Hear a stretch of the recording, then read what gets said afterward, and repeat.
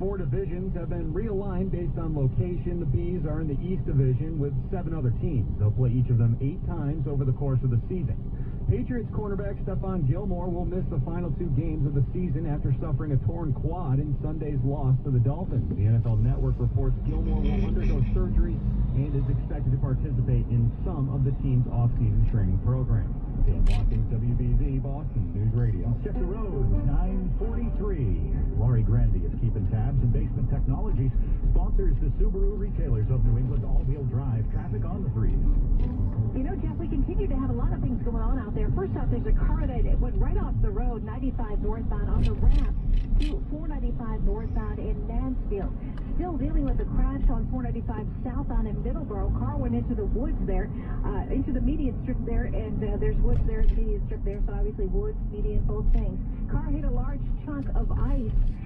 24 northbound right by 495 in Rainham. It's in the breakdown lane, but again, it hit a large chunk of ice. It's leaking gas, not the ice, but the car is.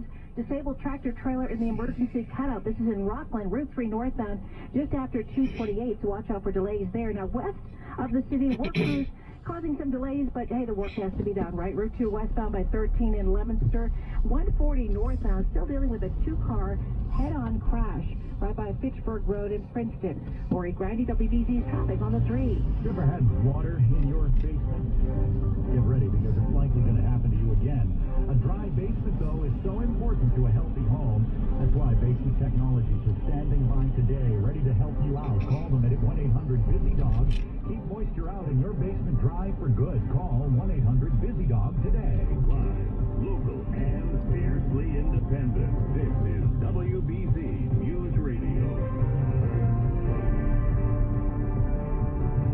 More wet weather on the way on Christmas Eve. Heavy wind and high winds and heavy rain, I should say, on the way just in time for Santa. Right now, it's bright and beautiful here in Boston. Sunshine, 37 degrees. Thanks for being with us this Tuesday. I'm Jeff Brown, and here are the 5 things you need to know at 9:45.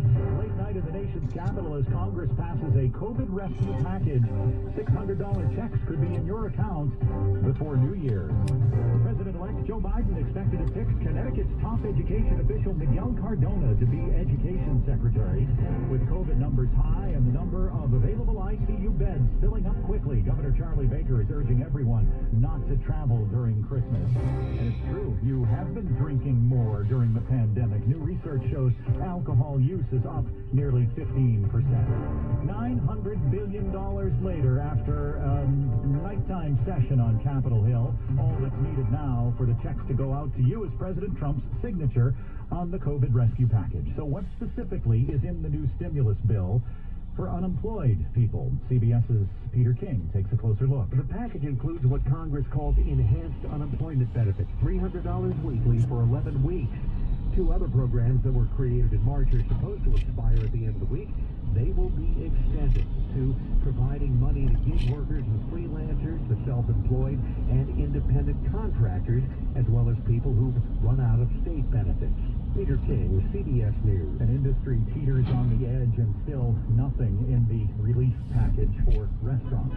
CBS's Candy McCormick has more. Francesca Hong is a restaurant owner in Madison, Wisconsin. This is a bare minimum down payment, and there's still going to be a need for relief come January. The restaurant industry has lost billions of dollars nationwide. Chris Fugler owns a tavern in Denver.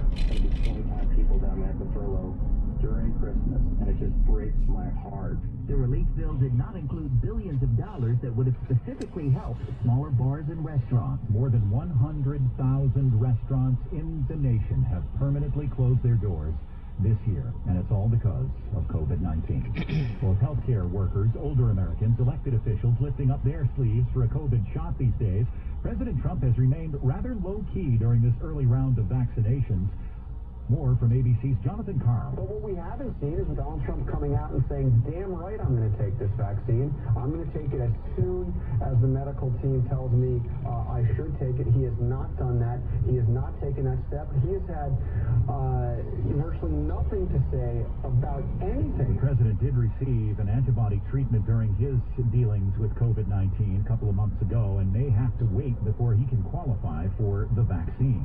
A growing list of Republican leaders in Washington say President Trump's refusal to accept the results of the presidential election is hurting the Republican Party.